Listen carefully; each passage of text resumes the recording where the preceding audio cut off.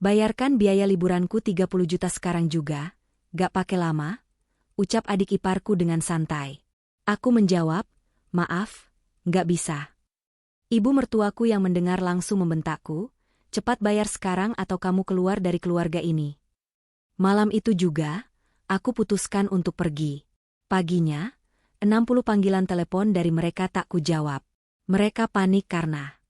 Sebelum ceritanya dimulai, silahkan tulis di kolom komentar dari daerah mana saja teman-teman yang menonton cerita ini.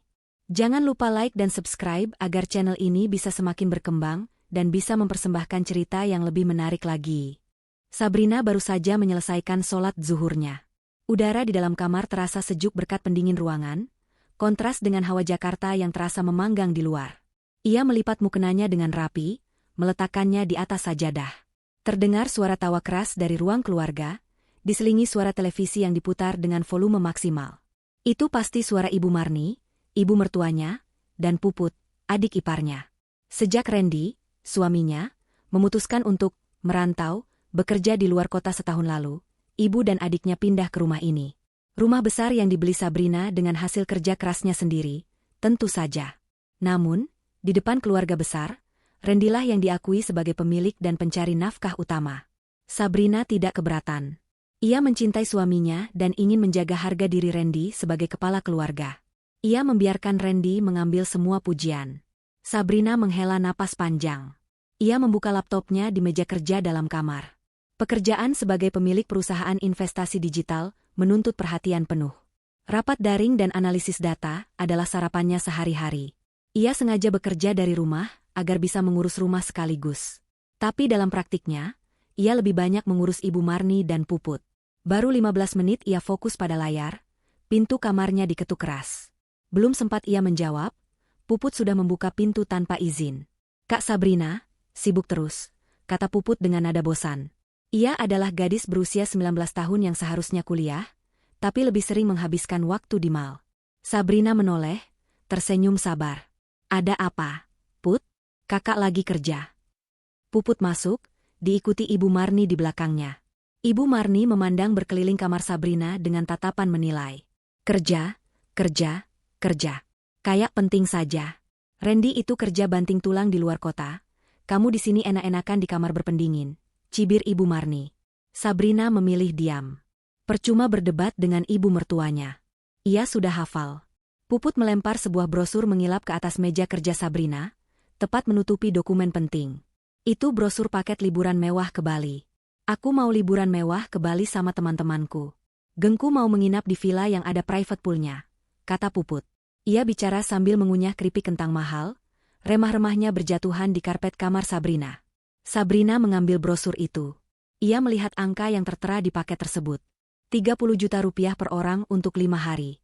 Totalnya 30 juta. "Bayarkan sekarang juga, gak pakai lama," ucap Puput dengan nada memerintah. Ia bahkan tidak memandang Sabrina, sibuk membalas pesan di ponsel barunya. Ponsel yang tentu saja dibeli dari uang Sabrina. Sabrina merasakan sesuatu yang dingin menjalar di punggungnya. Ini bukan pertama kalinya. Minggu lalu Puput meminta tas bermerek seharga 15 juta. Bulan lalu Ibu Marni meminta perhiasan berlian. Semuanya dituruti Sabrina demi menjaga keharmonisan rumah tangga. Ia selalu mentransfer uang itu atas nama Randy, seolah-olah Randy yang mengirimkannya. Tapi hari ini, kesabarannya terasa menipis. Ia baru saja membayar tagihan kartu kredit tak terbatas milik Ibu Marni dan Puput yang membengkak bulan ini. Sabrina meletakkan brosur itu kembali ke meja. Ia menatap Puput dengan tenang. "Maaf, Puput. Aku nggak bisa." Ruangan itu mendadak hening. Suara televisi dari luar kamar terdengar seperti dengungan jauh. Puput berhenti mengunyah. Ibu Marni yang tadinya sedang memeriksa lemari pakaian Sabrina, langsung berbalik. "Apa kamu bilang?" desis Puput, tidak percaya. "Aku bilang, aku tidak bisa," ulang Sabrina dengan suara datar namun tegas. Hijabnya yang rapi menutupi dadanya, tapi di dalamnya, jantungnya mulai berdebar kencang. "Kalau kamu mau liburan semewah itu, pakai uang hasil kerjamu sendiri." Mata Puput membelalak. "Kerja? Kakak nyuruh aku kerja? Kakak ngehina aku?" "Bukan begitu. Kakak cuma bilang." "Kurang ajar." Suara Ibu Marni memotong ucapan Sabrina. Wanita parubaya itu menghampiri Sabrina, wajahnya merah padam. Beraninya kamu bicara seperti itu sama anakku. Kamu itu siapa di sini? Kamu itu cuma numpang di rumah anakku. Numpang. Kata itu terasa seperti tamparan. Numpang di rumah yang ia beli lunas sebelum menikah dengan Randy. Rumah yang sertifikatnya atas namanya sendiri, tersimpan aman di brankas bank. Ibu, ini bukan. Bukan apa? Kamu iri karena kamu tidak bisa liburan? Kamu pelit. Kamu cuma istri yang tidak berguna, bisanya cuma menghabiskan uang suamimu. Hardik Ibu Marni. Sabrina mengepalkan tangannya di bawah meja. Ia menahan gejolak amarah yang luar biasa. Ia sudah menahan ini selama 3 tahun pernikahan. Ia sudah diam saat dihina tidak bisa memberi cucu. Ia sudah diam saat hasil kerjanya dianggap angin lalu. Tapi disebut numpang dan pelit menggunakan uang yang jelas-jelas miliknya, rasanya sudah melewati batas. Puput itu adiknya Randy. Wajar dia minta sama kakaknya. Dan kamu, sebagai istrinya, tugasmu melayani, lanjut Ibu Marni. Melayani, Bu. Bukan membiayai gaya hidup mewah yang tidak masuk akal. Balas Sabrina, suaranya mulai bergetar. Melawan kamu ya? Berani kamu melawan ibu? Ibu Marni mengambil ponselnya. Biar Randy tahu kelakuan istrinya. Biar dia sadar sudah salah pilih istri.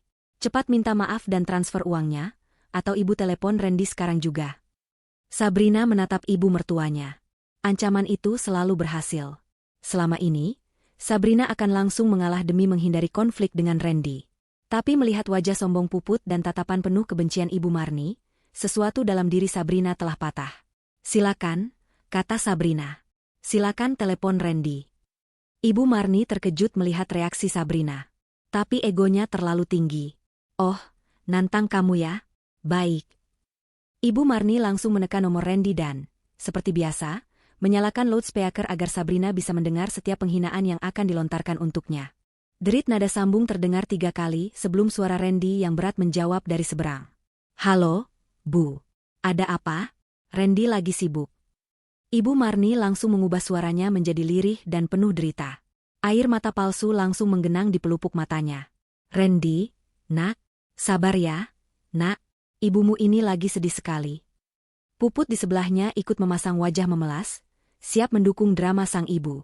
Sabrina hanya menonton pertunjukan itu dengan hati yang beku. Ia sudah tahu skenarionya. Ia sudah hafal dialognya. Terdengar suara Randy yang khawatir. Ibu kenapa? Siapa yang bikin ibu sedih? Sabrina mana? Dia jaga ibu kan? Justru itu masalahnya. Nak, tangis Ibu Marni pecah. Istrimu itu jahat sekali sama ibu dan Puput. Tadi Puput cuma minta uang liburan. Wajar kan, nak? Dia sudah stres belajar terus di kampusnya.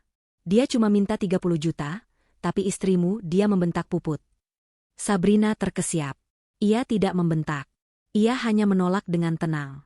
Sabrina bilang Puput suruh kerja sendiri. Lanjut Ibu Marni, semakin terisak. Dia menghina kita, nak.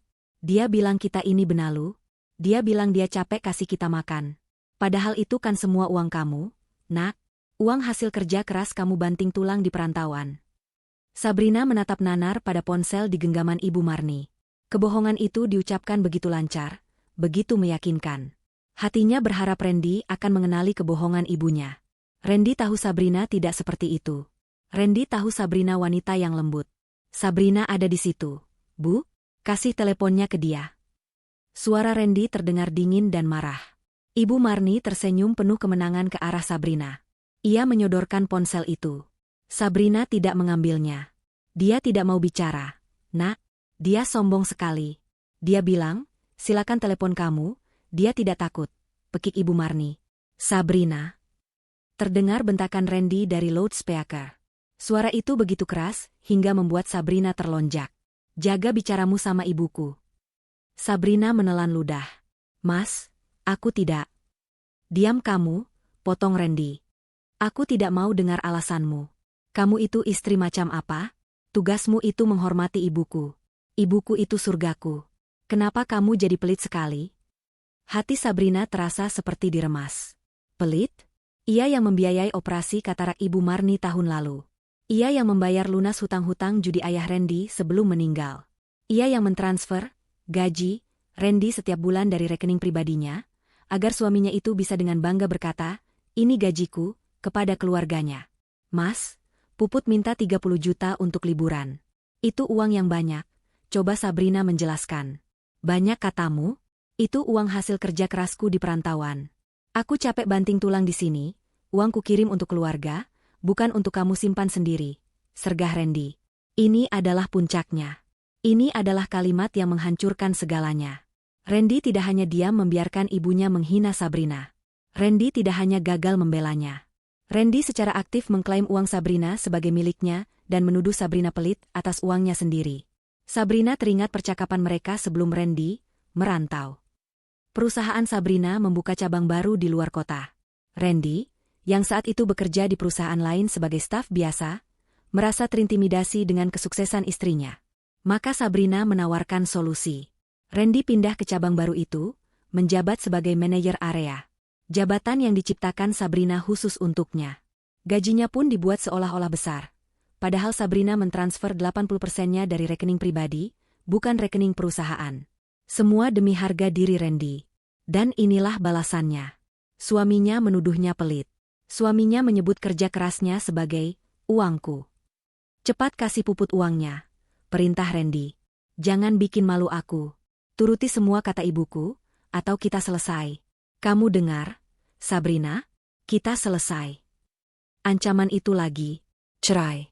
Kata yang selalu Randy gunakan sebagai senjata pamungkas, karena ia tahu Sabrina mencintainya dan takut kehilangan pernikahan ini. Tapi hari ini, sesuatu telah berubah. Rasa cinta itu terkikis habis oleh pengkhianatan ini. Yang tersisa hanyalah rasa lelah. Telepon ditutup oleh Randy dengan bantingan. Ibu Marni dan Puput menatap Sabrina dengan senyum penuh kemenangan. Keduanya terlihat sangat puas. Dengar itu, kata Ibu Marni dengan nada mengejek. Suamimu sendiri sudah bicara. Cepat transfer sekarang. 30 juta. Ke rekening Puput. Jangan sampai kurang sepeser pun. Puput menyilangkan tangan di dada. Gak pakai lama ya, Kak. Teman-temanku sudah menunggu. Sabrina memandang kedua sosok di depannya. Wanita yang ia hormati seperti ibunya sendiri, dan gadis yang ia sayangi seperti adiknya. Kini, yang ia lihat hanyalah dua orang asing yang serakah. Ia menarik napas dalam-dalam. Getaran di tubuhnya berhenti. Pikirannya mendadak menjadi sangat jernih. Tidak ada lagi keraguan. Tidak ada lagi rasa takut. Sabrina mengangguk pelan. Baik, ucapnya lirih. Ibu Marni dan Puput mengira itu adalah tanda kekalahan Sabrina. Bagus. Dari tadi kan enak, kata Ibu Marni sambil berjalan keluar kamar, diikuti Puput yang bersenandung senang. Sabrina menatap pintu kamarnya yang tertutup. Baik, ulangnya lagi pada dirinya sendiri. Tapi kali ini, artinya sangat berbeda. Bukan, baik, aku akan transfer. Tapi, baik, permainan ini selesai. Ia tidak meraih ponselnya untuk membuka aplikasi bank. Ia meraih laptopnya. Tangannya bergerak cepat di atas papan ketik. Ini bukan lagi kamar tidurnya. Ini adalah ruang kendali operasinya. Ia membuka email. Email pertama dikirim ke asisten pribadinya. Judulnya, Operasi Pemutusan. Segera.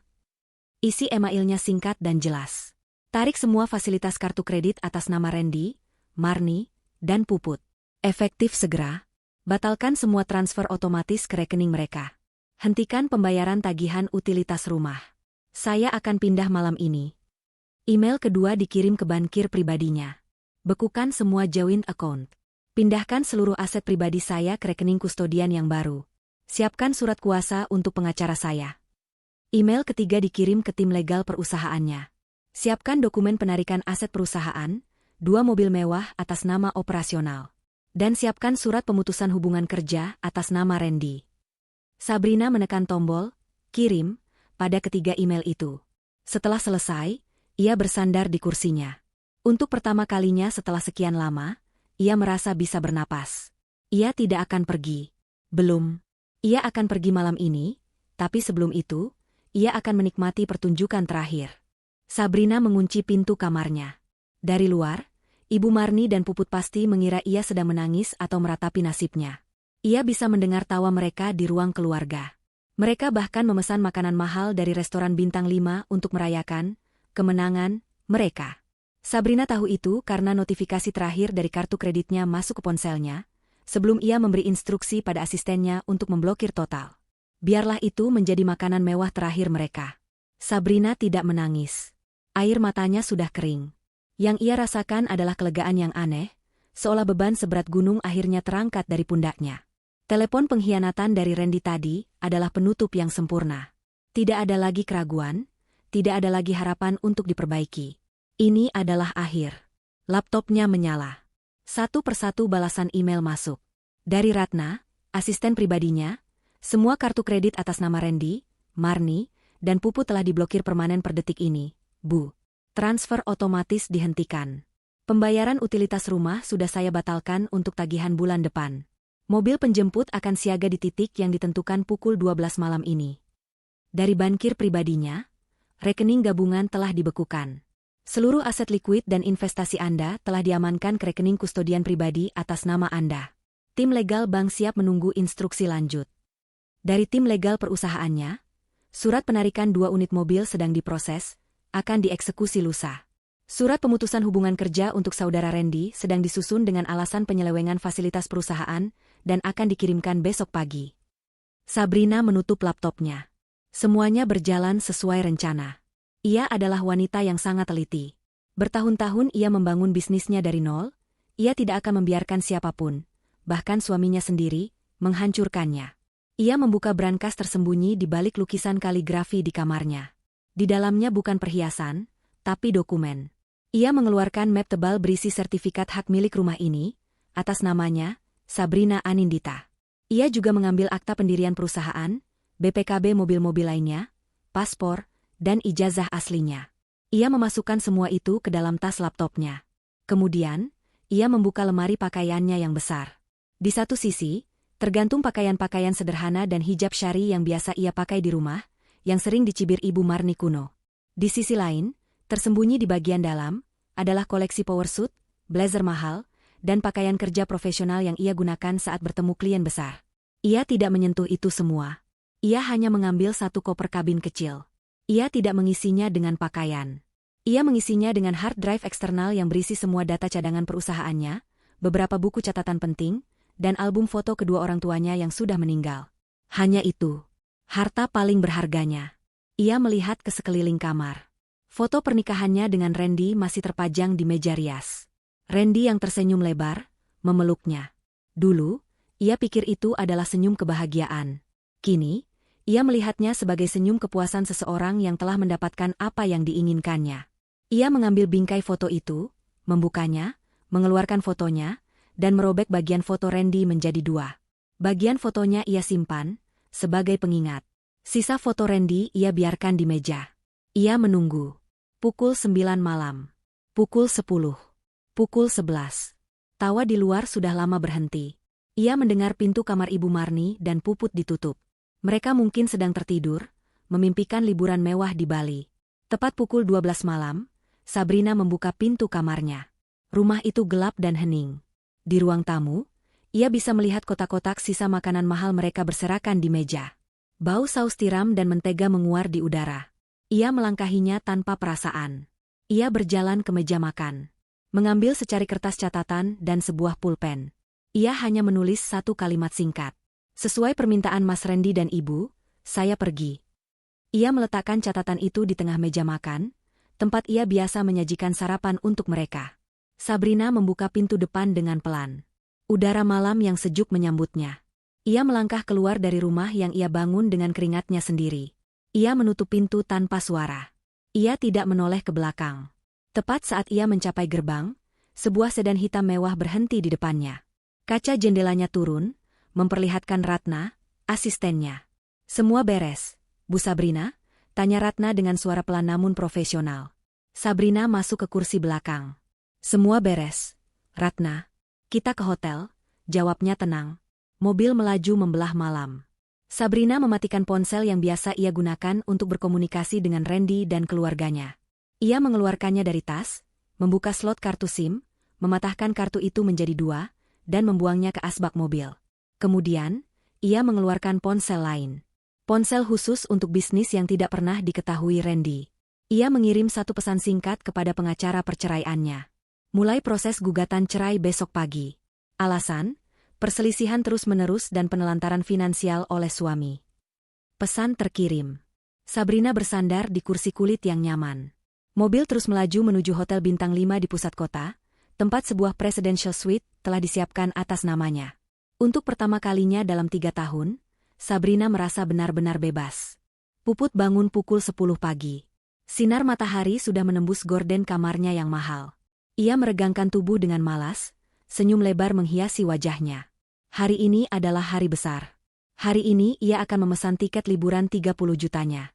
Ia membayangkan wajah iri teman-temannya saat ia memamerkan tiket kelas bisnis dan foto-foto di villa pribadi. Ia meraih ponselnya di nakas. Dengan antusias, ia membuka aplikasi perjalanan favoritnya. Ia tidak membuang waktu. Ia memilih penerbangan kelas bisnis, memilih paket villa termahal dengan pelayan pribadi. Totalnya, 32 juta rupiah. Sedikit di atas anggaran, tapi ia yakin Kak Sabrina tidak akan peduli. Ia memasukkan detail kartu kreditnya. Kartu kredit tambahan platinum yang diberikan Sabrina, yang selama ini tidak pernah ada masalah. Ia menekan tombol, bayar sekarang. Layar ponselnya memuat sejenak. Lalu muncul tulisan merah. Transaksi gagal. Harap hubungi bank penerbit kartu Anda. Puput mengerutkan kening. Aneh. Mungkin jaringan internet sedang buruk. Ia mematikan wifi dan beralih ke data seluler. Ia mengulangi prosesnya. Transaksi gagal. Ia mencoba lagi. Gagal. Sekali lagi. Gagal. Kenapa ini? Gerutunya. Ia mencoba membeli barang yang lebih murah. Sepatu seharga 5 juta. Gagal. Pulsa telepon 100.000. Gagal. Kepanikan mulai menjalari dirinya. Ia membuka aplikasi M-Banking untuk memeriksa rekening debitnya. Biasanya Sabrina mentransfer uang saku bulanan ke sana. Ia melihat saldonya. Saldo tersisa, Rp15.350. Rp15.350. Cukup untuk membeli 2 mangkuk mie instan. Ibu. Puput melompat dari tempat tidur, berlari ke kamar ibunya tanpa mengetuk pintu. Ibu, bangun. Kartu Puput ditolak. Ibu Marni, yang masih terlelap, menggerutu kesal. Apa sih, Put? Pagi-pagi teriak. Paling juga limit. Biasa itu. Pakai kartu ibu saja. Sana, pesan sarapan gih, ibu lapar. Puput sedikit lega. Benar juga. Mungkin kartunya sudah mencapai limit. Ya sudah, Puput pakai kartu ibu dulu buat bayar liburannya. Jangan, nanti limit ibu habis. Cegah Ibu Marni. Ia bangun dari tempat tidur. Telepon saja si Sabrina. Suruh dia naikkan limitnya. Puput baru sadar. Pagi ini sepi sekali. Biasanya jam segini sudah tercium aroma masakan Sabrina dari dapur. Atau setidaknya, suara Sabrina yang sedang membersihkan rumah. Kak Sabrina mana, Bu? Kok sepi? Ibu Marni mendengus. Paling juga masih di kamar. Merajuk setelah dimarahi Randy semalam. Biar saja. Biar dia sadar posisinya. Keduanya berjalan keluar kamar. Ruang tamu berantakan. Kotak-kotak makanan semalam masih di meja. Dapur bersih, tapi dingin. Tidak ada tanda-tanda sarapan. Mereka berjalan ke kamar Sabrina. Pintunya tidak dikunci. Ibu Marni mendorongnya dengan kasar. Kamar itu kosong. Rapi. Terlalu rapi. Tempat tidur licin sempurna, seolah tidak pernah ditiduri. Lemari pakaian terbuka sedikit. Ibu Marni mengintip. Hanya ada baju-baju rumah Sabrina yang sederhana. Baju-baju bagusnya sudah tidak ada. Mata Puput menangkap secari kertas di meja makan. Catatan yang ditinggalkan Sabrina. Sesuai permintaan Mas Randy dan Ibu, saya pergi. Puput membacanya dengan suara keras. Ibu Marni merebut kertas itu. Pergi? Halah, drama. Paling juga kabur ke rumah ibunya yang di kampung. Cengeng. Nanti juga kembali kalau uangnya habis. Tapi Ibu. Puput mulai panik lagi. Kalau dia pergi, liburan Puput gimana? Kartunya semua dibawa. Tenang. Ibu masih punya kartu, kata Ibu Marni sombong. Ia mengambil dompetnya, mengeluarkan kartu kredit utamanya yang berlogo emas. Biar Ibu tunjukkan. Ibu mau beli tas baru untuk merayakan perginya si pelit itu. Ibu Marni membuka aplikasi belanja online. Ia memilih tas bermerek edisi terbaru. Harganya 45 juta. Dengan percaya diri, ia menekan tombol, beli. Transaksi ditolak. Wajah Ibu Marni memucat. Kok ditolak? Ini kartu limitnya ratusan juta. Ia mencoba lagi. Ditolak. Ia mencoba membeli barang termurah. Sebuah jepit rambut seharga 50.000. Ditolak. Ini pasti ulah Sabrina, pekik Ibu Marni. Tangannya gemetar. Ia mencoba menelepon Sabrina. Nomor yang Anda tuju sedang tidak aktif atau berada di luar jangkauan. Ibu Marni melempar ponselnya ke sofa. Anak kurang ajar. Berani-beraninya dia mematikan telepon. Dia memblokir semua kartu kita. Telepon Randy sekarang. Put, cepat. Biar dia yang seret istrinya pulang. Puput, yang jarinya sudah gemetar, segera menelepon Randy. Randy menjawab dengan suara serak orang baru bangun tidur. Apalagi, Put? Masih pagi. Sudah ditransferkan sama Sabrina? Justru itu, Mas. Puput mulai menangis. Kak Sabrina kabur. Dia pergi dari rumah. Dan dia memblokir semua kartu kita. Kartu Puput, kartu ibu, semuanya ditolak. Liburan Puput gimana ini? Hening sejenak di seberang sana. Lalu terdengar Randy terbatuk. Apa? Pergi? Memblokir kartu? Kartu Mas juga? Terdengar suara Randy mengetik-ngetik di laptopnya. Sebentar, Mas cek. Randy membuka rekening gajinya. Kosong. Padahal seharusnya hari ini ia menerima gaji bulanannya. Ia mencoba membuka portal perusahaan. Akses ditolak. Ia mencoba menggunakan kartu kredit perusahaan yang ia pegang. Ia memesan kopi online. Gagal. Darah Randy terasa surut dari wajahnya. Semua kartu Mas juga diblokir. Put, ibu mana? Kasih teleponnya ke ibu. Puput menyerahkan ponsel ke ibunya. Mas, ini gimana, Mas? Randy, istrimu sudah gila. Cepat kamu urus. Ibu tidak mau tahu, uang liburan Puput harus ada hari ini juga. Raung Ibu Marni. Bagaimana Randy mau urus? Bu? Randy di sini juga tidak punya uang. Kartu Randy juga diblokir. Sabrina memblokir semuanya. Randy balas berteriak. Suaranya dipenuhi kepanikan yang tidak ia sembunyikan lagi. Tepat saat itu, Puput menjerit dari ruang tamu. Ibu, ini kenapa TV-nya mati? Internet juga mati. AC juga mati. Ibu Marni berlari ke ruang tamu. Benar saja. Layar televisi raksasa 80 inci itu hitam. Lampu indikator Wi-Fi mati. Dan yang terburuk, pendingin ruangan sentral di rumah itu mati. Hawa panas Jakarta mulai terasa menyengat masuk ke dalam rumah. Rumah mewah yang selalu sejuk, terang, dan penuh hiburan itu mendadak terasa seperti penjara yang gelap, pengap, dan sunyi. Sebuah notifikasi email masuk ke ponsel Ibu Marni, yang kini hanya mengandalkan sisa paket datanya.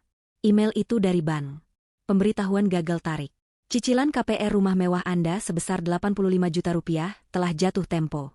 Harap segera lakukan pembayaran untuk menghindari proses lelang. Tangan Ibu Marni gemetar hebat hingga ponselnya jatuh ke lantai marmer. Randy. Bisiknya ke telepon. Cicilan rumah gagal bayar? Di seberang sana, Randy hanya bisa terdiam. Kengerian yang sesungguhnya baru saja dimulai. Mereka baru sadar bahwa Sabrina, wanita berhijab pendiam yang mereka sebut numpang, adalah pilar yang menopang seluruh kemewahan hidup mereka. Dan pilar itu baru saja dicabut. Sabrina terbangun di tempat tidurnya yang luar biasa nyaman.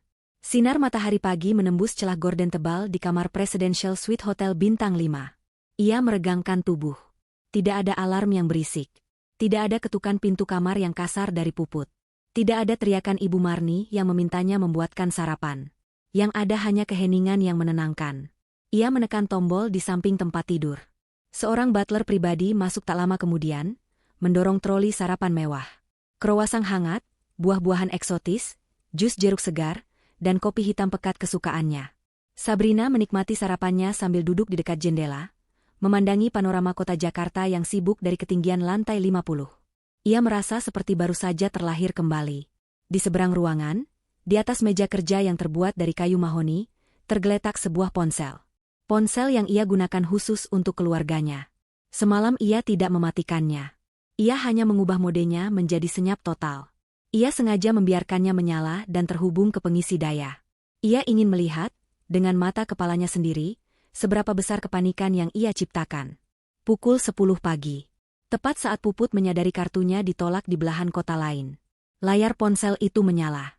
Panggilan masuk, Puput. Sabrina menyesap kopinya, matanya terpaku pada layar. Ponsel itu bergetar tanpa suara di atas meja kayu. Panggilan itu berlangsung 20 detik, lalu berhenti. Tentu saja, Sabrina tidak mengaturnya untuk masuk ke voicemail. Ia ingin mereka merasakan frustrasinya. 2 detik kemudian, layar menyala lagi. Panggilan masuk, Ibu Marni. Dibiarkannya berdering. Berhenti. Layar menyala lagi. Puput. Berhenti. Layar menyala lagi. Ibu Marni. Berhenti. Lalu, jeda 5 menit. Mereka pasti sedang berdiskusi, mungkin masih mencoba kartu lain. Sabrina tersenyum tipis. Ia tahu persis kapan email tagihan KPR itu masuk ke ponsel Ibu Marni. Tepat pukul 10:15. Ponsel itu meledak. Panggilan masuk, Randy. Dari luar kota. Sabrina melihat foto suaminya di layar. Wajah yang dulu ia cintai, kini terasa begitu asing. Ia biarkan berdering. Berhenti. Langsung disusul panggilan masuk, Ibu Marni. Berhenti. Panggilan masuk, Puput. Berhenti. Panggilan masuk, Randy. Berhenti. Mereka mulai menelepon bergantian, seperti paduan suara kepanikan. Telepon itu tidak berhenti bergetar. Layarnya menyala dan mati, tanpa jeda. Lalu, pesan-pesan teks mulai masuk membanjiri layar kunci. Dari Ibu Marni, anak kurang ajar. Kembali kamu. Jangan durhaka sama suami. Dari Puput. Kak, kok kartunya gak bisa? Kakak salah transfer ya? Dari Randy, Sabrina, ini gak lucu. Aktifkan lagi kartunya. Ibuku mau belanja. Sabrina meletakkan cangkir kopinya. Pertunjukan sesungguhnya baru saja dimulai. Ia bangkit, berjalan santai mendekati meja kerja itu, dan berdiri memandangi layar. Notifikasi panggilan tak terjawab bertambah. 10:15. 20. Pesan teks baru masuk. Dari Ibu Marni, Sabrina, ibu perintahkan kamu pulang sekarang. Bawa semua kartunya. Dari Puput, Kak, kakak di mana? TV mati, AC mati. Panas banget kak. Pulang kak. Dari Randy, sayang, kamu marah sama Mas? Oke, Mas salah. Mas minta maaf. Tolong jangan kayak anak kecil. Aktifkan lagi kartunya, Mas gak bisa makan di sini. Sabrina hanya menonton. Panggilan tak terjawab kini mencapai 30. Getaran ponsel itu menjadi musik latar yang merdu di kamarnya yang mewah dan sejuk. Pesan teks dari Randy berubah nada. Sabrina, aku serius. Aku gak punya uang tunai sama sekali. Aku gak bisa check out dari apartemen. Jawab teleponnya. Pesan dari Ibu Marni berubah dari marah menjadi memelas. Nak, Sabrina pulang. Nak, ibu minta maaf. Tadi ibu cuma bercanda. Ini rumah mau disita bank. Nak, cicilannya gagal bayar. Pesan dari Puput penuh dengan emoji menangis. Kak Sabrina, Puput minta maaf. Puput janji gak akan minta apa-apa lagi. Puput gak jadi liburan. Tolong pulang kak. Puput takut gelap. Listriknya mati. Panggilan ke-40. Panggilan ke-50. Mereka mulai putus asa. Randy menelepon 10 kali berturut-turut tanpa jeda. Ibu Marni menelepon. Puput menelepon. Polanya terus berulang. Sabrina melihat jam. Sudah pukul 12 siang. Selama 2 jam, ponsel itu terus-menerus diserang. Ia melihat penghitung panggilan tak terjawab. Tepat di angka 60. Panggilan terakhir datang dari Randy. Setelah panggilan ke-60 itu gagal, ponsel itu terdiam. Mungkin baterai mereka habis. Mungkin mereka sudah menyerah. Sabrina menghela napas panjang. Ia merasa lega. Ia berjalan mendekati meja, mengambil ponsel itu. Layarnya penuh dengan notifikasi. 60 panggilan tak terjawab. 112 pesan teks belum terbaca. Ia tidak membacanya satu persatu. Ia hanya perlu tahu jumlahnya. Ia membuka daftar kontak. Ia memblokir nomor Randy. Ia memblokir nomor Ibu Marni. Ia memblokir nomor Puput. Kemudian, ia membuka laci meja kerja di suite itu, meletakkan ponsel itu di dalamnya, dan menutup laci. Terkunci. Ponsel itu akan ia simpan sebagai barang bukti untuk pengacaranya nanti. Tepat saat ia menutup laci, ponselnya yang lain berbunyi. Ponsel bisnisnya. Nomor yang tidak dikenal Randy. Di layar tertera nama, Pak Farhan, pengacara. Sabrina mengangkatnya dengan tenang. Halo, selamat siang, Pak Farhan. Selamat siang, Nyonya Sabrina, jawab suara tegas di seberang. Sesuai instruksi Anda, Gugatan cerai telah resmi terdaftar di Pengadilan Agama pagi ini dengan nomor perkara 1045 PDTG 2025 Pak Jakarta. Surat panggilan resmi, bersama dengan surat pembekuan aset bersama, akan segera dikirimkan ke alamat rumah Anda dan alamat kantor Tuan Randy di luar kota. Sabrina tersenyum. Senyum tulus pertama dalam 3 tahun. Terima kasih banyak atas kerja cepatnya, Pak Farhan. Ia menutup telepon. Babak baru dalam hidupnya telah resmi dimulai. Di luar kota, Randy merasakan dunianya runtuh berkeping-keping. Pukul 11 siang, ia baru saja menerima rentetan notifikasi memalukan. Kartu kredit perusahaan ditolak saat ia mencoba memesan sarapan di hotel. Kartu debit pribadinya, saldo nol. Rekening gajinya, kosong. Padahal seharusnya hari ini gajinya masuk. Lalu, email itu datang. Email dingin dan formal dari kantor pusat Jakarta. Dari HRD PT Sabrina Global Investa, YTH. Saudara Randy, sehubungan dengan evaluasi kinerja dan restrukturisasi perusahaan, kami memberitahukan bahwa terhitung sejak tanggal hari ini, hubungan kerja Anda dengan perusahaan resmi dihentikan. Jantung Randy serasa berhenti berdetak. Diberhentikan? Ini pasti kesalahan. Ini perusahaan Sabrina.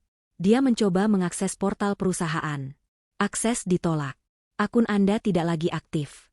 Dia membaca sisa email itu dengan tangan gemetar. Harap segera kosongkan semua fasilitas perusahaan, termasuk apartemen dinas dan kendaraan operasional, dalam waktu 1x24 jam. Tim kami akan datang besok pagi untuk mengambil inventaris. Apartemen yang ia tinggali, mobil sedan mewah yang ia pakai, semuanya akan diambil. Ia akan diusir. Kepanikan sesungguhnya melanda Randy. Ia tidak punya uang sepeser pun. Semua temannya di sini mengenalnya sebagai manajer area yang sukses dan kaya raya. Bagaimana ia bisa mengaku tiba-tiba bangkrut? Rasa malunya lebih besar dari rasa takutnya. Dia menelepon ibunya, menelepon Puput, berteriak-teriak menanyakan di mana Sabrina. Tapi mereka sama paniknya. Setelah 1 jam menelepon Sabrina tanpa henti dan berakhir dengan nomornya diblokir, Randy terpaksa menelan harga dirinya. Ia, Randy sang manajer hebat, harus menelepon salah satu staf bawahannya. Berbohong dompetnya baru saja dicopet dan ia butuh pinjaman darurat untuk pulang ke Jakarta. Dengan menahan malu, ia berhasil mengumpulkan 3 juta rupiah. Cukup untuk tiket. Bukan tiket pesawat kelas bisnis yang biasa ia naiki sambil memposting di media sosial. Tapi tiket bus antar kota kelas ekonomi. 18 jam perjalanan terasa seperti di neraka. Bus itu panas, sesak, dan berbau tidak sedap. Randy tidak bisa tidur. Pikirannya berputar. Marah pada Sabrina yang tega melakukan ini. Marah pada ibunya yang serakah. Marah pada Puput yang manja. Tapi yang paling besar, ia marah pada dirinya sendiri. Kenapa ia begitu bodoh? Kenapa ia percaya Sabrina akan diam selamanya? Dia tiba di Jakarta keesokan harinya.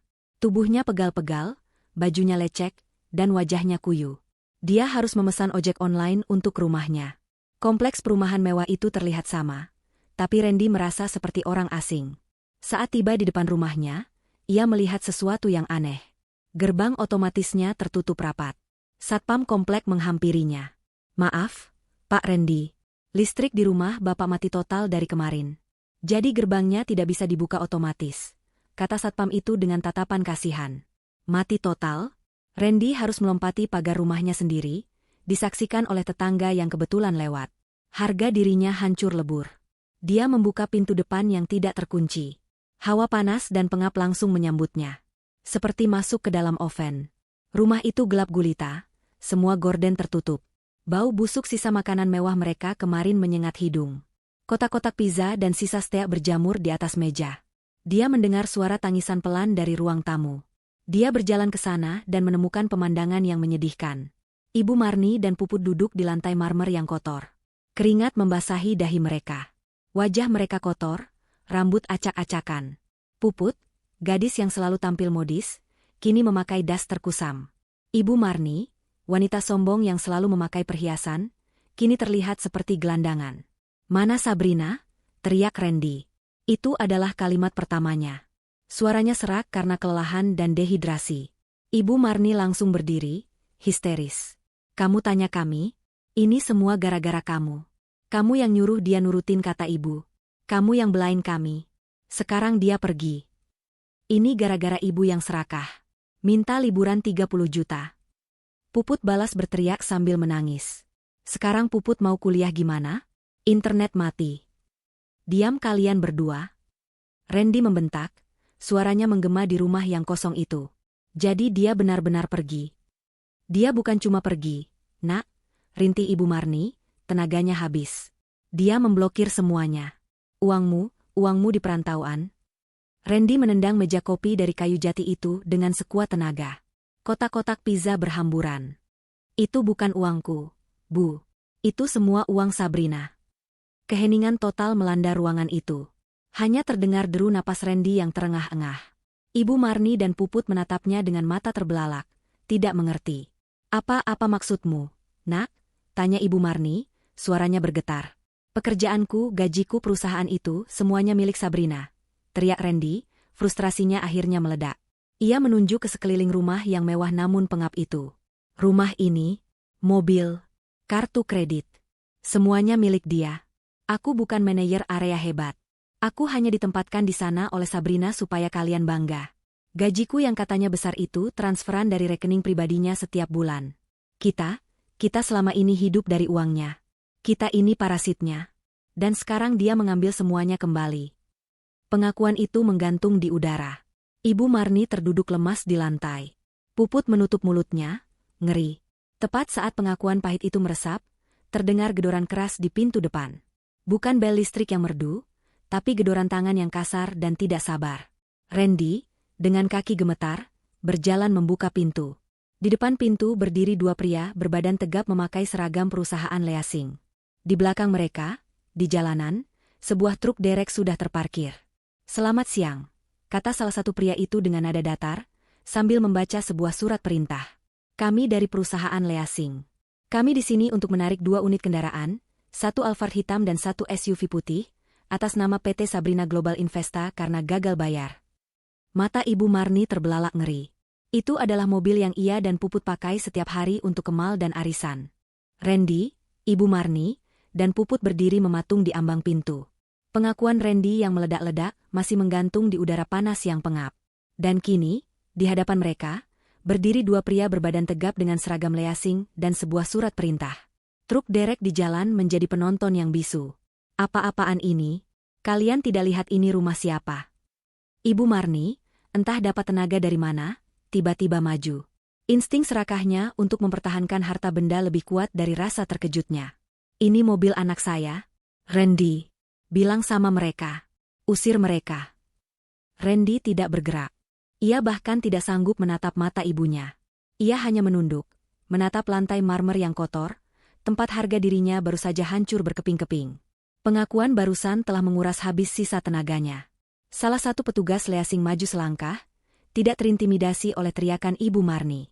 Ia seorang profesional yang sudah terbiasa menghadapi drama. Maaf, Ibu. Kami tidak berurusan dengan Pak Randy. Kami berurusan dengan pemilik sah kendaraan ini. Ia menyodorkan surat perintah itu ke depan wajah Ibu Marni. Surat perintah penarikan yang sah atas 2 unit mobil, Alphard B1 Sha dan SUV B2 PPA. Kepemilikan atas nama PT Sabrina Global Investa. Mata Ibu Marni membelalak membaca nama itu. PT Sabrina Global Investa. Nama yang baru saja ia dengar dari mulut anaknya. Nama yang ia kira hanya tempat Randy bekerja. Tidak mungkin, desis Ibu Marni. Ini pasti tipuan. Ini perusahaan anak saya? Petugas itu menghela napas, mulai tidak sabar. Maaf, Bu. Data kami lengkap. Pemilik perusahaan ini adalah Nyonya Sabrina Anindita. Dan beliau telah menginstruksikan kami, melalui tim legal perusahaan, untuk menarik semua aset yang digunakan oleh pihak yang tidak lagi terafiliasi dengan perusahaan. Itu termasuk Bapak Randy, yang sudah bukan lagi karyawan. Bukan lagi karyawan. Kata-kata itu seperti paku terakhir yang ditancapkan ke peti mati Randy. Ibu Marni dan Puput menoleh ke Randy dengan ngeri. Randy hanya bisa mengangguk pelan, membenarkan mimpi buruk itu. Tidak, Aak. Ini mobilku. Kalian perampok. Puput tiba-tiba menjerit histeris. Ia berlari ke garasi, mencoba masuk ke dalam mobil SUV putihnya, seolah ia bisa mengendarainya kabur. Tentu saja, mobil itu terkunci. Kedua petugas itu dengan sigap mengikutinya. Pemandangan itu menjadi tontonan yang memalukan. Suara teriakan Puput dan bentakan Ibu Marni menggema di kompleks perumahan yang biasanya tenang itu. Satu persatu, tetangga mulai membuka gorden mereka. Beberapa bahkan keluar ke teras, berpura-pura menyiram tanaman, padahal telinga dan mata mereka tertuju pada drama di rumah mewah itu. Ibu Marni, yang selama ini selalu berjalan dengan dagu terangkat, menyombongkan kekayaan anaknya di setiap arisan, kini terlihat seperti orang gila. Ia mencoba menarik-narik lengan petugas yang sedang membuka paksa pintu garasi. Para petugas tidak menggubrisnya. Dengan alat yang mereka bawa, garasi itu terbuka. Mesin truk derek dinyalakan, suaranya meraung-raung. Satu persatu, kedua mobil mewah itu, simbol status mereka, diseret keluar dari garasi. Alphard hitam yang biasa dipakai Ibu Marni, dan SUV putih kesayangan Puput. "Jangan Aan. Tolong. Jangan ambil mobilku," tangis Puput. Ia tidak lagi peduli pada ibunya atau kakaknya. Yang ia pedulikan hanyalah citranya di mata teman-temannya. Bagaimana ia akan pergi ke kampus?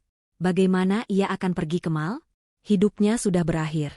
Randy hanya bisa bersandar lemas di kusen pintu, menyaksikan semua itu terjadi. Ia tidak punya hak untuk menghentikan mereka. Ia bukan siapa-siapa. Tepat saat truk derek itu mulai bergerak pergi, membawa dua mobil kebanggaan mereka, sebuah sedan lain berhenti di depan rumah. Sedan yang lebih formal. 3 orang keluar dari mobil itu. 2 pria dan 1 wanita, semuanya mengenakan seragam batik rapi sebuah bank ternama. Ibu Marni, yang masih terisak, menatap mereka dengan bingung. "Siapa lagi kalian?" Wanita yang memimpin rombongan itu melangkah maju. Wajahnya tegas dan tidak ramah. "Selamat siang. Kami dari pihak bank. Kami di sini terkait tunggakan KPR atas rumah ini."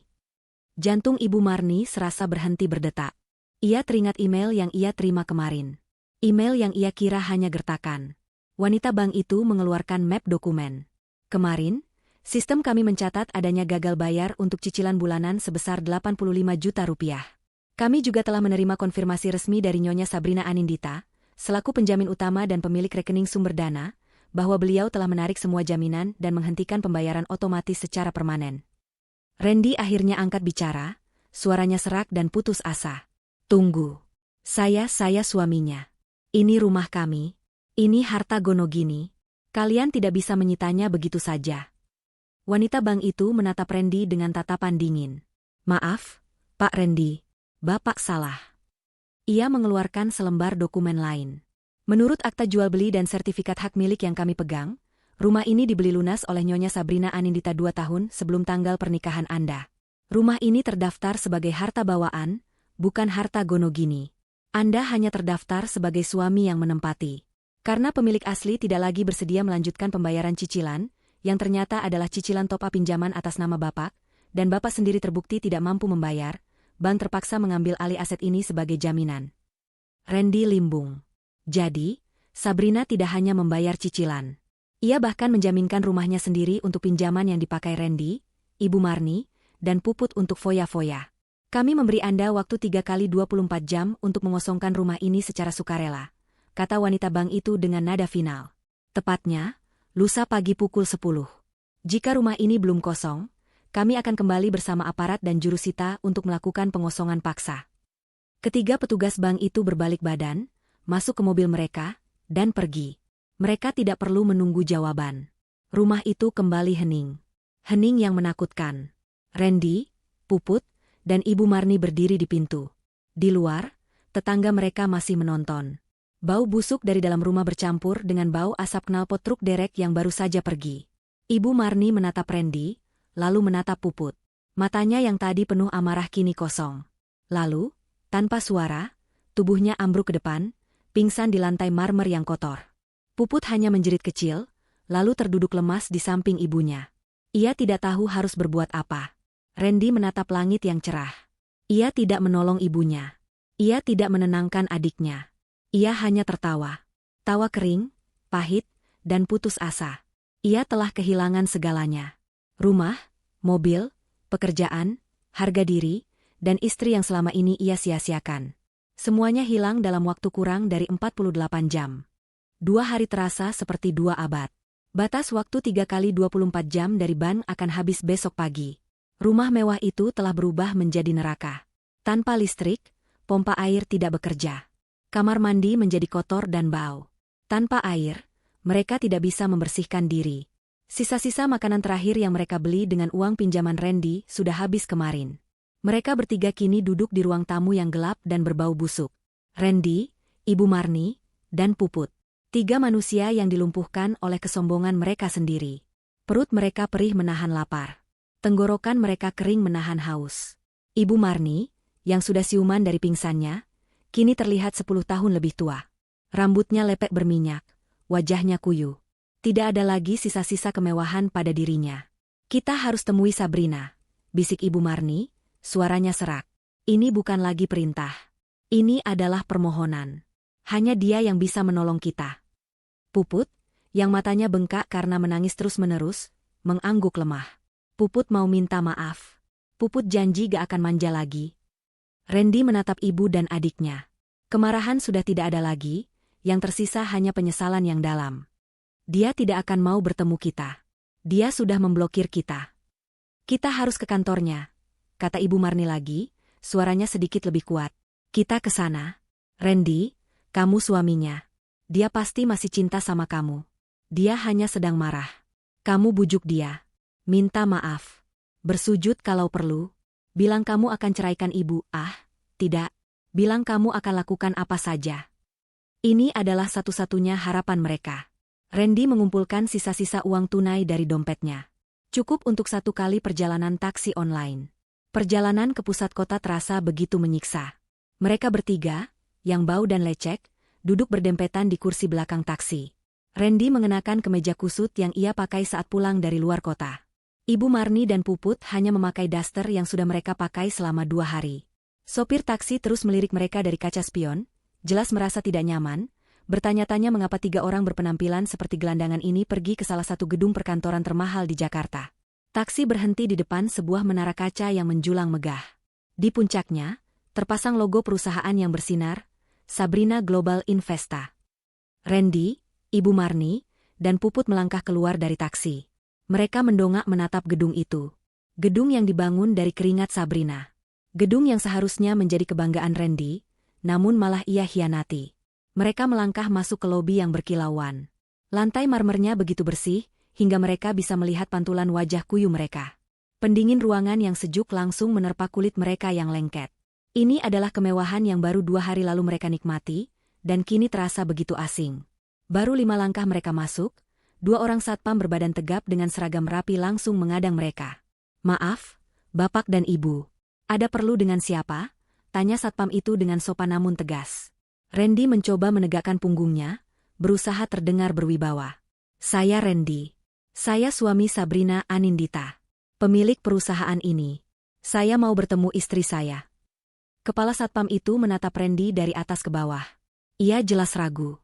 Ia berbicara pelan ke AirPitch di telinganya.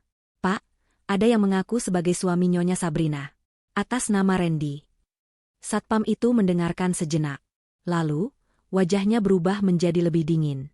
Maaf, Pak Randy. Nama Anda tidak ada di daftar tamu. Dan kami mendapat instruksi khusus dari Nyonya Sabrina, bahwa Bapak, Ibu Marni, dan Nona Puput tidak diizinkan masuk ke dalam gedung ini. Apa? Teriak Randy. Dia istri saya. Saya berhak masuk. Ini pasti salah paham. Ibu Marni maju. Sifat arogannya muncul lagi. Kalian tidak tahu siapa kami? Saya ini mertuanya. Dia itu istri anak saya. Biarkan kami masuk. Sabrina. Sabrina, keluar kamu. Ibu Marni mulai berteriak di tengah lobi. Beberapa karyawan yang lewat menoleh, berbisik-bisik. Puput menarik lengan ibunya. Ibu, jangan, malu-maluin. Saya tidak peduli. Sabrina.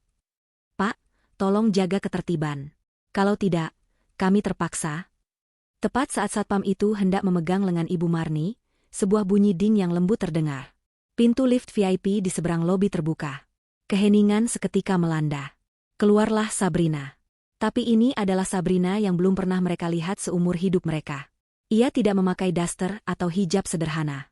Ia mengenakan setelan blazer berwarna biru navy yang mahal dan dijahit sempurna. Di dalamnya, kemeja sutra putih bersih. Hijabnya ditata dengan gaya modern dan elegan. Wajahnya dirias tipis namun profesional. Ia terlihat tajam, berkuasa, dan luar biasa cantik. Di belakangnya, mengekor 4 pria parubaya berjas mahal, Dewan direksinya, dan Ratna, asistennya. Mereka semua membeku. Sabrina berhenti melangkah saat melihat 3 sosok kotor di depannya. Matanya menatap Randy, lalu Ibu Marni, lalu Puput. Wajahnya tenang. Tidak ada kemarahan. Tidak ada kesedihan. Tidak ada apa-apa.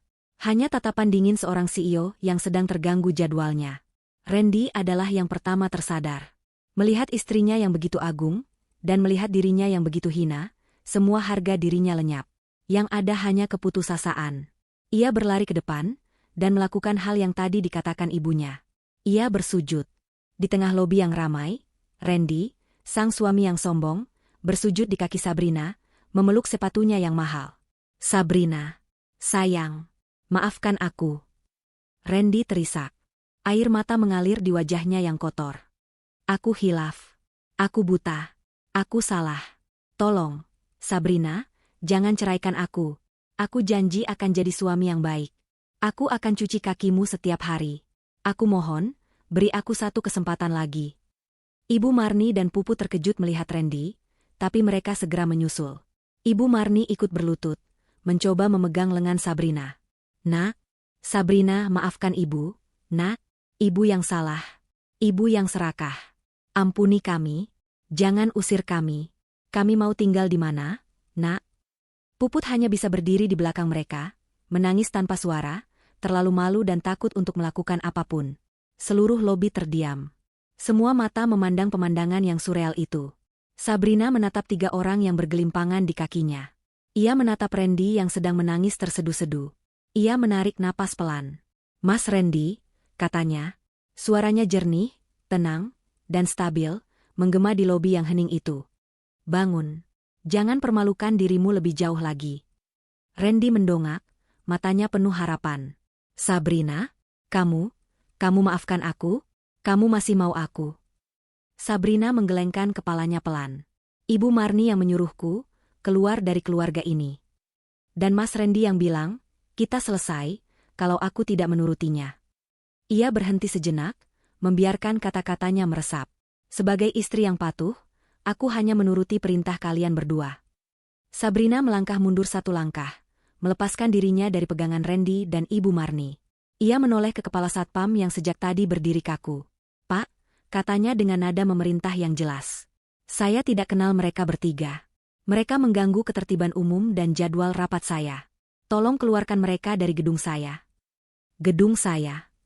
Kata-kata itu menghantam Randy, Ibu Marni, dan Puput seperti godam. Mereka mendongak dengan tatapan ngeri dan kalah. Baik, Nyonya. Para satpam segera bergerak. Mereka menarik lengan Randy dan Ibu Marni, memaksa mereka berdiri. Silakan keluar, Pak, Bu. Tidak. Sabrina, jangan lakukan ini, teriak Randy. Sabrina. Sabrina tidak menoleh ke belakang. Ia merapikan sedikit lengan blazernya, lalu berbalik badan. Mari, bapak-bapak.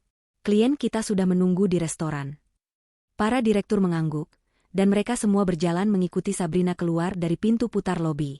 Di luar, sebuah mobil Maybach hitam mengilap sudah menunggu dengan pintu terbuka. Sabrina masuk, dan mobil itu melaju dengan mulus. Randy, Ibu Marni, dan Puput didorong paksa keluar oleh satpam sampai ke trotoar jalan. Mereka jatuh tersungkur di aspal yang panas, di bawah tatapan kasihan para pejalan kaki. Pintu kaca lobi tertutup di depan wajah mereka, memantulkan bayangan mereka yang hina dan putus asa. Aspal trotoar yang panas terasa membakar kulit menembus daster tipis yang dipakai Ibu Marni dan Puput. Randy terduduk lemas di samping mereka. Pintu kaca lobi yang megah itu kini memantulkan bayangan mereka bertiga. 3 sosok kotor, terusir, dan kalah. Orang-orang yang lalu lalang melirik mereka dengan tatapan campuran antara jijik dan kasihan. Satpam gedung berdiri tegak di balik pintu, memastikan mereka tidak mencoba masuk lagi.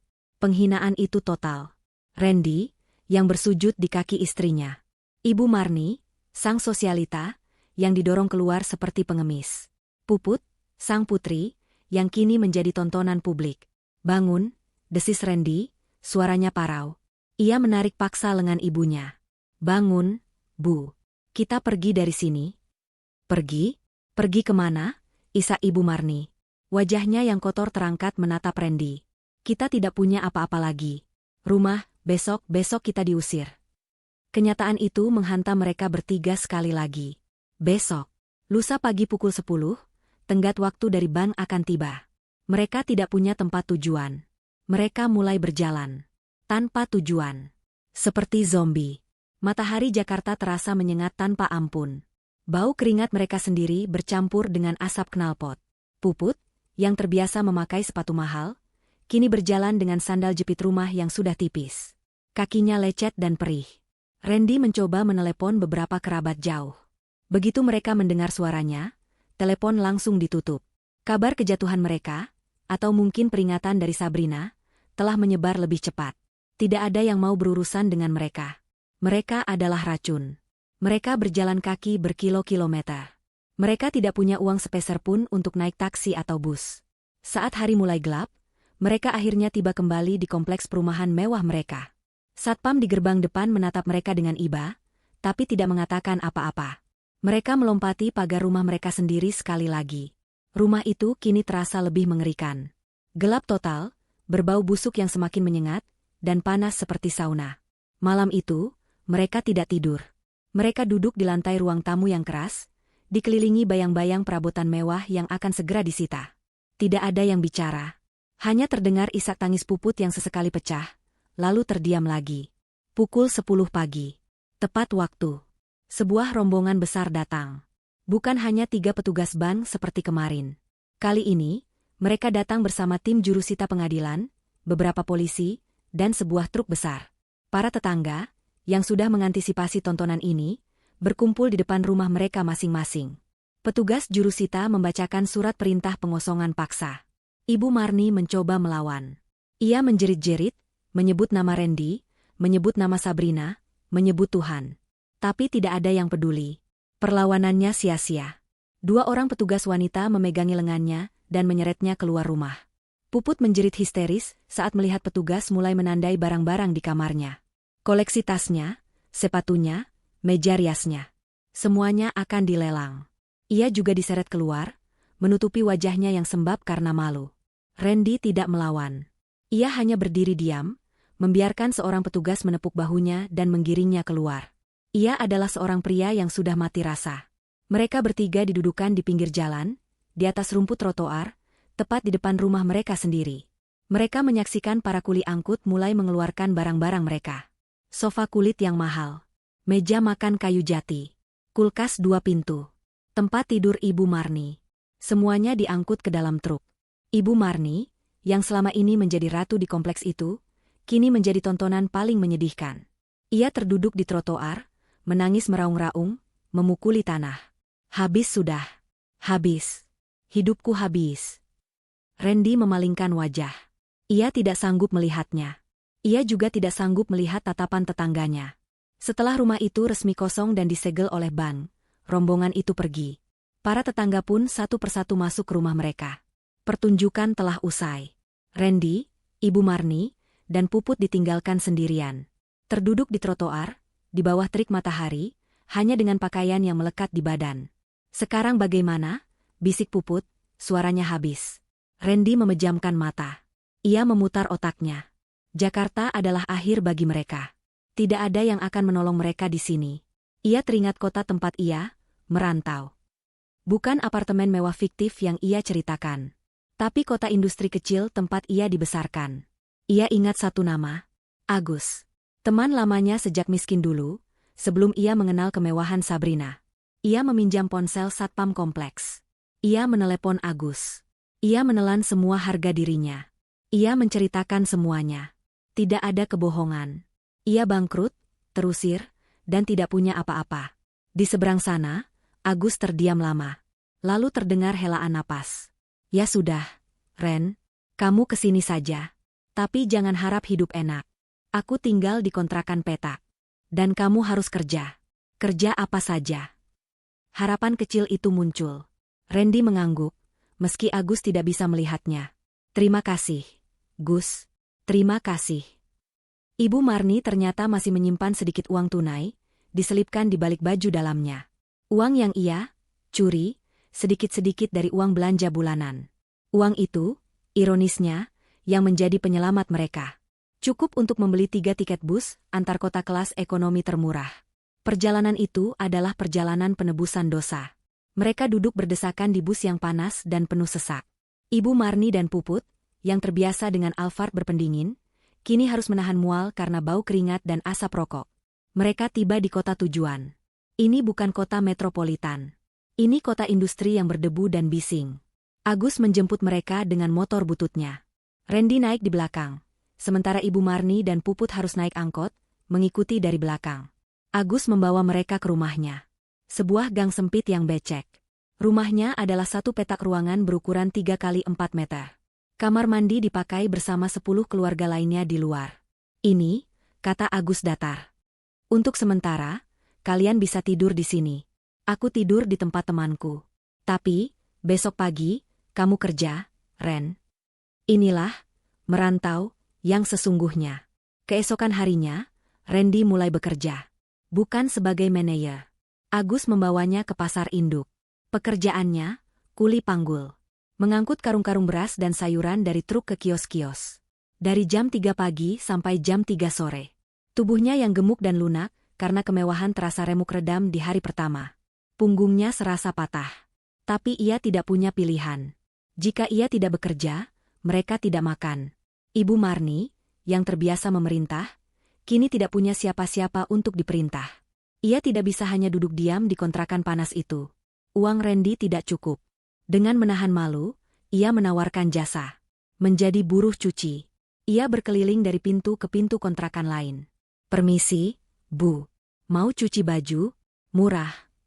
Tangannya yang dulu mulus dengan manikur mahal, kini harus mengucek pakaian kotor orang lain dengan sabun colek kasar. Kulitnya melepuh dan perih. Dan Puput. Si putri manja. Ponselnya sudah lama mati, menjadi ganjalan pintu yang tidak berguna. Ia tidak punya keahlian. Ia tidak punya ijazah. Satu-satunya pekerjaan yang bisa ia dapatkan adalah di sebuah warteg kumuh di dekat pasar. Menjadi pelayan. Ia harus mencuci piring-piring kotor yang berminyak, membersihkan meja yang lengket, dan berteriak melayani pesanan kuli-kuli pasar dan sopir truk. Gadis yang menuntut liburan 30 juta itu, kini menerima gaji 30.000 per hari. Itu pun sering dipotong pemilik warteg jika ia memecahkan piring. Sore itu, saat sedang menyikat lantai kamar mandi warteg yang kotor dan bau, Puput mendengar suara dari ponsel salah satu pelanggan. Itu adalah lagu yang sering diputar teman-temannya di Instagram. Ia melirik. Pelanggan itu sedang melihat-lihat video liburan. Di Bali, Puput terduduk di lantai kamar mandi yang basah. Ia memeluk lututnya. Dan ia menangis. Menangisi nasibnya. Menangisi kebodohannya. Karma telah tiba, dan rasanya lebih menyakitkan dari yang pernah ia bayangkan. 6 bulan telah berlalu. Di sebuah kontrakan petak yang pengap di kota industri yang berdebu, 3 sosok duduk mengelilingi sebuah kompor gas kecil. Randy baru saja pulang dari pasar. Wajahnya menghitam terbakar matahari, tubuhnya jauh lebih kurus, namun otot-ototnya mengeras karena kerja paksa. Ia meletakkan beberapa lembar uang 5 ribuan yang lecek di atas meja. Ibu Marni, dengan punggung membungkuk, sedang mengaduk sebungkus mie instan di dalam panci. Tangannya terlihat kasar dan kapalan. Puput duduk di pojok, memijat kakinya yang bengkak, masih mengenakan seragam wartegnya yang kotor. Airnya kebanyakan, Bu, gerutu Randy. Nanti mienya hambar. Diam kamu, balas Ibu Marni ketus. Masih untung ibu masakan. Kamu kira punggung ibu tidak sakit habis mengucek 10 kilo cucian hari ini? Puput juga capek. Timpal Puput, suaranya sengit. Tadi ada pelanggan kurang ajar, dia tidak mau bayar. Gaji Puput dipotong lagi sama bos. Mie instan itu akhirnya matang. Ibu Marni menuangkannya ke dalam 3 piring kecil. Porsinya menyedihkan. Mereka mulai makan dalam diam. Tapi keheningan itu tidak bertahan lama. Ini semua salah ibu, kata Randy tiba-tiba, meletakkan sendoknya dengan kasar. Kalau saja ibu tidak serakah. Kalau saja ibu tidak terus memanas-manasi Puput. Menyalahkan ibu, mata Ibu Marni melotot. Kamu yang laki-laki. Kamu yang suami. Kenapa kamu begitu bodoh sampai semua harta itu atas nama Sabrina? Kenapa kamu tidak bisa mengendalikan istrimu sendiri? Kamu suami yang lemah. Aku lemah? Aku melakukan itu semua agar ibu dan Puput bisa bangga. Agar kalian bisa pamer. Dan apa balasan kalian? Kalian menghina istriku. Kalian mengusirnya. Ini semua salah kalian. Randy berdiri, menunjuk wajah ibu dan adiknya. Salah kami, jerit Puput. Salah Mas Randy yang berbohong. Bilang manajer hebat, gaji besar. Ternyata apa? Cuma numpang hidup sama istri. Bikin malu. Malam itu, seperti malam-malam sebelumnya, kontrakan sempit itu dipenuhi dengan teriakan. Mereka saling menyalahkan. Mereka berebut sisa kuah mie instan. Mereka tidak belajar apa-apa. Mereka miskin, terhina, dan kini mereka saling membenci. Karma mereka bukan hanya kemiskinan materi, tapi kemiskinan jiwa yang membuat mereka terkurung dalam neraka yang mereka ciptakan sendiri. Di tempat lain, ribuan kilometer jauhnya, angin laut yang hangat berhembus lembut. Sabrina berdiri di teras sebuah villa yang sedang dalam tahap akhir pembangunan. Di hadapannya, terbentang pemandangan matahari terbenam di atas Samudra Hindia. Ini adalah Bali, pulau yang sama dengan yang diimpikan Puput. Tapi Sabrina di sini bukan untuk liburan. Ia di sini sebagai pemilik. Ia sedang menginspeksi proyek resort mewah terbarunya, sebuah mahakarya arsitektur ramah lingkungan. Ia mengenakan kaftan linen yang sederhana namun elegan, hijabnya yang berwarna pasir serasi dengan pantai di bawahnya. Di sekelilingnya, tim arsitek dan manajer proyeknya mencatat setiap instruksinya dengan hormat. Pastikan area infinity pool ini menggunakan material daur ulang. Saya mau sertifikasi hijaunya A+, katanya dengan tenang namun tegas. Ponsel bisnisnya berbunyi.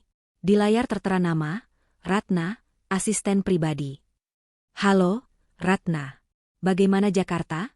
Sapa Sabrina sambil terus berjalan menyusuri taman. Semua lancar, Nyonya Sabrina, jawab Ratna dari seberang. Update untuk Anda. Renovasi rumah lama Anda di Jalan Anggrek sudah selesai 90%. Interiornya mau dibuat seperti apa? Sesuai cetak biru yang dulu Nyonya setujui. Sabrina berhenti sejenak. Ia memandang matahari yang hampir tenggelam, warnanya jingga keemasan. Rumah itu, rumah yang ia bangun dengan cinta, yang kemudian diisi dengan pengkhianatan. Jual saja, Ratna, katanya tiba-tiba. Dijual, Bu? Tapi bukankah itu? Saya tidak butuh kenangan buruk, potong Sabrina lembut. Itu hanya aset. Jual dengan harga tertinggi. Uangnya kita pakai untuk membangun panti asuhan yang saya rencanakan di dekat sini. Terdengar Ratna mencatat. Baik, Nyonya. Akan segera saya proses. Oh, satu lagi, Bu. Kabar dari tim legal. Gugatan cerai Anda sudah final dan ingkrah. Selamat, Nyonya. Semua aset 100% kembali atas nama Anda. Sabrina memejamkan matanya. Beban terakhir terasa terangkat. Alhamdulillah. Dan ada kabar terakhir mengenai Tuan Randy dan keluarganya, kata Ratna, nadanya sedikit ragu. Kabar apa? Mereka ditangkap pihak berwajib di kota perantauan mereka. Laporannya cukup memalukan. Ibu Marni tertangkap tangan mencuri uang dari jemuran tetangga kontrakannya.